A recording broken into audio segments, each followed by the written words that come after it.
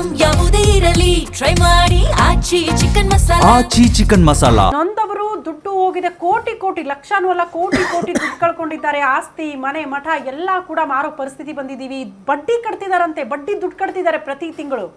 ಇನ್ನು ದುಡ್ಡು ಇಸ್ಕೊಂಡವ್ರು ಐಷಾರಾಮಿ ಜೀವನ ಮಾಡ್ತಿದ್ದಾರೆ, ಜಾಮೀನ್ ಮೇಲೆ ಹೊರಗಡೆ ಇದ್ದಾರೆ. ಈಗ ತಾನೇ ಸಿದ್ಧಲಿಂಗಯ್ಯ ಅವ್ರು ಮಾತಾಡಿದ್ರು, ನಂದೇನು ತಪ್ಪಿಲ್ಲ, ನಾನು ಅದರಲ್ಲಿ ಅಮಾಯಕ ಅನ್ನೋ ರೀತಿಯಲ್ಲಿ ಮಾತಾಡ್ತಾರೆ. ಬಟ್ ಇವ್ರು ಹೇಳೋ ಪ್ರಕಾರ ಸಖತ್ ಆಸ್ತಿ ಮಾಡ್ಕೊಂಡ್ರು, ಹೆಂಡತಿ ಹೆಸರಲ್ಲಿ ಆಸ್ತಿ ಇದೆ, ಮಗ ಎಲ್ಲೋ ಫಾರಿನಲ್ಲಿ ಸೆಟ್ಲ್ ಆಗ್ತಾ ಇದ್ದಾನೆ ಅಂತ. ಬಟ್ ಇದಕ್ಕೆಲ್ಲ ದುಡ್ಡು ಎಲ್ಲಿಂದ ಬಂತು ಅಂದರೆ ಬಡವರ ದುಡ್ಡು. ಇಂಥವ್ರನ್ನ ಪಾಪ ಕೆಲಸ ಬೇಕು ಅಂತ ಕೇಳಿದ್ರಲ್ಲ, ಅವ್ರನ್ನ ಗ್ಯಾಂಗಿಗೆ ಕಾಂಟ್ಯಾಕ್ಟ್ ಮಾಡಿಸೋದು, ಅವ್ರ ಹತ್ರ ದುಡ್ಡು ಇಸ್ಕೊಳ್ಳೋದು, ಆರಾಮಾಗಿ ಲೈಫ್ ಲೀಡ್ ಮಾಡೋದು, ಆ ರೀತಿ ಮಾಡ್ತಿದ್ದಾರೆ ಅಂತ. ಸರ್ ನೆಕ್ಸ್ಟ್ ಹೋರಾಟಗಳು ಹೆಂಗಿರುತ್ತೆ, ಹೆಂಗೆ ನಂಬಿಕೆ ಇದೆಯಾ ನಿಮಗೆ ದುಡ್ಡು ವಾಪಸ್ ಬರುತ್ತೆ ಅಂತ? ಇಲ್ಲ ಮೇಡಮ್, ಏನಾಗಿದೆ ನಂಬಿಕೆ ಇಲ್ಲ. ಅಟ್ಲೀಸ್ಟ್ ಒಂದು ನಾವು ಸುಮ್ಮನೆ ಕೂತ್ಕೊಳ್ಳೋಕ್ಕಾಗಲ್ಲ, ಇಷ್ಟು ದುಡ್ಡು ಕಳ್ಕೊಂಡವರು ಫೈಟ್ ಮಾಡಲೇಬೇಕು.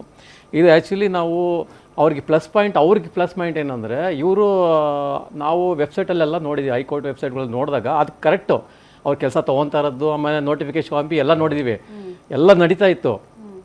ಅವರು ಅದೇ ಪ್ಲಾನ್ ಮಾಡಿದ್ರು, ಹೆಂಗೆ ನೋಟಿಫಿಕೇಶನ್ ಕಳಿಸಿದಾರಲ್ಲ ಕೆಲಸ ತೊಗೊತಾರೆ, ನಮ್ಗೆ ಈಗ ಹೇಳಿದ್ರೆ ಇವ್ರು ಬಂದೇ ಬರ್ತಾರೆ ಅಂತ ಗೊತ್ತಿತ್ತು. ಆದ್ದರಿಂದ ಅವರು ನಾವು ಯಾಮಾರ್ದು ಅದನ್ನು ಇಲ್ಲಿ ನಡೀತಾ ಇದ್ದಾರೆ ಕೆಲಸ.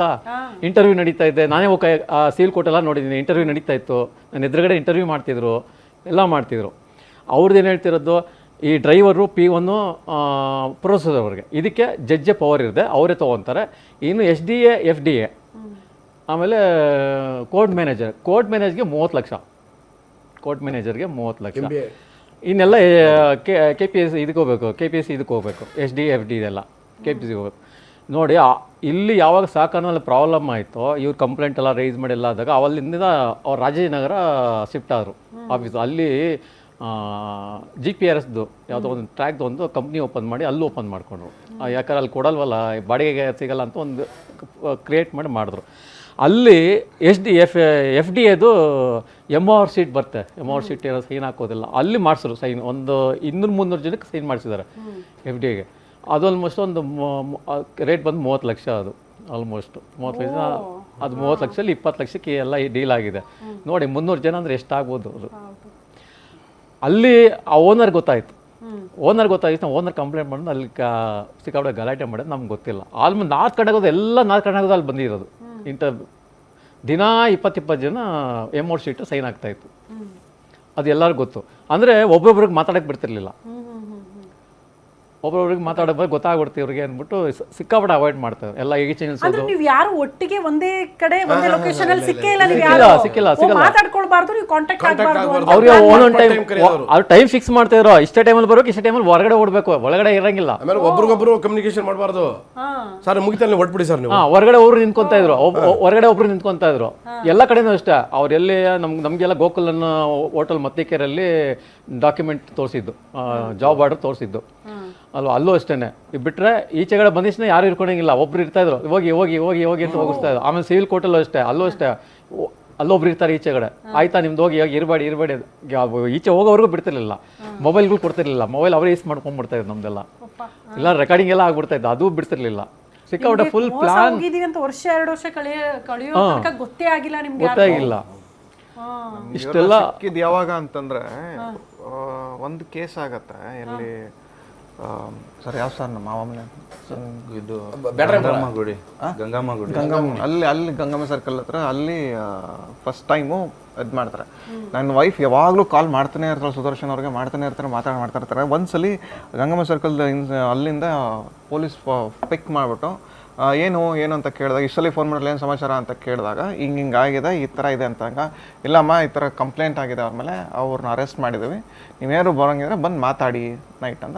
ನಾನು ಇಮಿಡಿಯೇಟಾಗಿ ನಮ್ಮ ಅವ್ನಿಗೆ ಕಾಲ್ ಮಾಡಿದ್ರೆ, ನಮ್ಮ ಮಾವಂಗೆ ಕಾಲ್ ಮಾಡಿದೆ, ಬಂದುಬಿಡಿ ಅಂತಂದರು. ಸೊ ಅವಾಗ ನಂಗೆ ಅವಾಗ ಸಿಕ್ಕಿದೆ ಎಲ್ಲರೂ. ಸೊ ಅವಾಗ ಒಂದೊಬ್ರಿಗೊಬ್ರು ಇಂಟರ್ಲಿಂಕ್ ಆಗಿ ಏನೇನು ಇಶ್ಯೂ ಇದೆ ಅಂತ ಗೊತ್ತಾದ್ಮೇಲೆ, ಸೊ ಕೆದಕದ್ಮೇಲೆ ಅದು ಬೇರೆ ಥರನೇ ಇದೆ, ಅದು ಒಂದೊಂದು ಇಂಟರ್ಲಿಂಕ್. ಸೊ ಅದರಲ್ಲಿ ಇವರೊಂದು ಸಿಕ್ಕಾಪಟ್ಟೆ ಓಡಾಡ್ತಿದ್ದಾರೆ. ಇವರು ಎಲ್ಲೆಲ್ಲಿ ಇಂಥ ಜಾಗಕ್ಕೆ ಹೋಗಿದ್ದೀನಿ ಅನ್ನೋದೇ ಇಲ್ಲ, ಎಲ್ಲ ಸ್ಟೇಷನ್ಗೂ ಹೋಗ್ಬಿಟ್ಟಿದ್ದಾರೆ. ಈಗ ಯಾರಾದರೂ ಒಬ್ಬರು ಸರ್ FIR ಮಾಡೋಕ್ಕೂ ಬನ್ನಿ ಅಂತಂದರೆ, ಈವನ್ ಮಂಡ್ಯದಲ್ಲಿದ್ದರು, ಇಲ್ಲಿಂದ ಮಂಡ್ಯಗೂ ಹೋಗ್ತಾರೆ, ಮೈಸೂರಿಗೂ ಹೋಗಿದ್ದಾರೆ. ನಾವು ಬೇರೆ ಕಡೆ ಕೆಲಸ ಮಾಡ್ತೀವಿ ಮೇಡಮ್, ನಾವು ಹೋಗೋಕ್ಕಾಗಲ್ಲ ಪಾಪ. ಅವರು ಇನಿಷಿಯೇಟ್ ತಗೊಂಡು ಇಷ್ಟೆಲ್ಲ ಓಡಾಡಿ ಈ ಮಟ್ಟಕ್ಕೆ ಬರಬೇಕಂದ್ರೆ ಅದಕ್ಕೆ ಇವರೇ ಕಾರಣ ಪಾಪ. ಎಲ್ಲ ಕಡೆ ಹೋಗಿ ಎಲ್ಲ ಪ್ರತಿಯೊಂದು ಸ್ಟೇಷನ್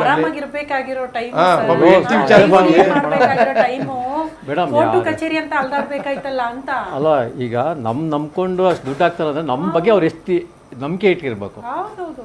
ಸುಮ್ಮನೆ ಯಾರು ಕೊಡಲ್ಲ ಮೇಡಮ್. ಡೌಟ್ ಬಂದ್ಬಿಡುತ್ತೆ ಪಾಪ, ನೀವೇ ಹೇಳಿದ್ರೆ ನಿಮ್ಗೂ ಬಂದಿದೆ ದುಡ್ಡು, ಒಂದು ನಾಳೆ ದಿನ ಬರ್ಬೋದು. ಬಂದ್ಬಿಡುತ್ತೆ, ಬಂದ್ ಆಗೋಗಿದೆ ಆಲ್ರೆಡಿ. ಯಾಕಂದ್ರೆ ಆ ಥರ ಕ್ರಿಯೇಟ್ ಮಾಡಿದ್ರೆ ಅವ್ರೆಲ್ಲ ಈಗ ನಮ್ದೆಲ್ಲ ನಂಬರ್ ಅವ್ರು ಕೊಟ್ಟು ಹೋಗಿರುತ್ತೆ, ಅವ್ರಿಗೆಲ್ಲ ಫೋನ್ ಮಾಡಿ ಹೇಳೋದು ಇಲ್ಲ ಅವ್ರಿಗೂ ಕೊಟ್ಟಿದ್ದೀವಿ, ಅವ್ರಿಗೂ ಮಾಡಿ ತಲುಪಿಸ್ಲಿಲ್ಲ, ಇವೆಲ್ಲ ಮಾತಾಡಿದಾರೆ ಅವರು. ಆದ್ರೆ ಅವ್ರಿಗೆ ಗೊತ್ತು, ನಮ್ಮವ್ರಿಗೆ ಗೊತ್ತು, ಇವ್ರು ಮಾಡಂಗಿದ್ರೆ ನಮ್ಮ ಮೊದ್ಲಿನ ದುಡ್ಡು ಮಾಡಂಗಿದ್ರೆ ಮೋಸ ಮಾಡಂಗಿದ್ರೆ ಇವ್ರು ನಮ್ಗೆ ಯಾಕೆ ಕೊಡ್ತಿದ್ ದುಡ್ಡು, ಸುಮ್ಮನೆ ಮಾಡಲ್ಲ, ಗೊತ್ತಿದೆ ಅವ್ರಿಗೆ. ಅವ್ರು ಹೇಳ್ತಾರೆ ಅವೆಲ್ಲ ಮಾಡಲ್ಲ, ನೀವು ಮಾಡ್ತಿದ್ರ ದುಡ್ಡು ಕೊಡು ಅಂತ ಅವ್ರು ರಿವರ್ಸ್ ಆಗಿ ಹೇಳಿದಾರೆ. ಅವಾಗ ಹೇಳಿದ್ಮೇಲೆ ನಮ್ಮ ಸುದ್ದಿಗೆ ಬರಲ್ಲ. ಅವಾಗ ಇವ್ರ ಹತ್ರ ಏನೂ ಆಗಲ್ಲ ಅಂತ ಯಾರು ಈಸ್ಕೊಂಡಿದ್ರೆ ಗೊತ್ತಿರುತ್ತೆ ಅವ್ರಿಗೆ, ಅವ್ರ ಹತ್ರ ಜಾಸ್ತಿ ಮಾತಾಡ್ತಾರೆ. ಏನ್ ಹೇಳ್ತೀರಾ ಸರ್? ಫೈನಲಿ ನಾವು ಹೇಳೋದು ಒಂದೇ ಮೇಡಮ್, ಇದು ದಯವಿಟ್ಟು ನಾನು ನಮ್ಮ ಮುಖ್ಯ ನ್ಯಾಯಾಧೀಶ, ಹೈಕೋರ್ಟ್ ಮುಖ್ಯ ನ್ಯಾಯಾಧೀಶ ಇದ್ದಾರಲ್ಲ, ಅವರು ಇದನ್ನ ಸುಮೋಟೋ ಕೇಸ್ ಹಾಕ್ಕೊಂಡು ಇಂಟರ್ನಲ್ ತೊಗೊಂಡು ಇದು ಒಂದು 500 ಅಂತ ಹೇಳ್ತಾರೆ.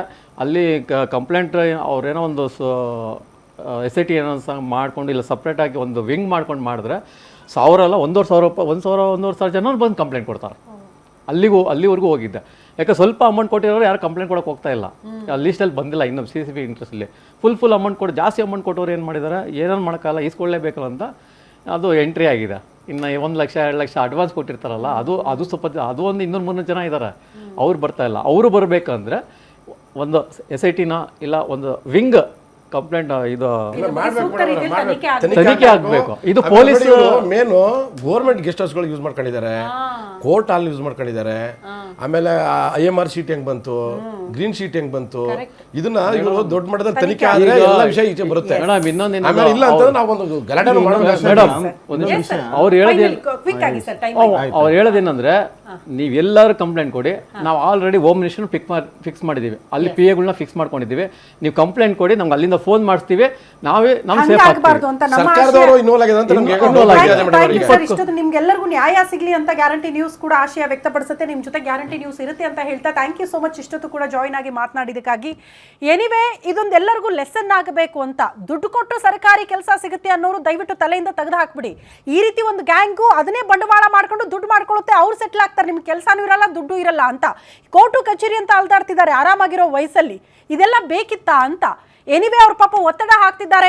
ಹೈಕೋರ್ಟ್ನ ಮುಖ್ಯ ನ್ಯಾಯಮೂರ್ತಿಗಳು ಗಮನ ಹರಿಸಿ ಸುಮೋಟೋ ಕೇಸ್ ದಾಖಲು ಮಾಡಿಕೊಂಡು ಇದ್ರ ಬಗ್ಗೆ ದಯವಿಟ್ಟು ತನಿಖೆ ಮಾಡಿಸಿ, ನ್ಯಾಯ ಕೊಡಿಸಿ, ದುಡ್ಡಾದ್ರೂ ವಾಪಸ್ ಕೊಡಿಸಿ ಅಂತ ಕೇಳ್ಕೊಳ್ತಿದ್ದಾರೆ.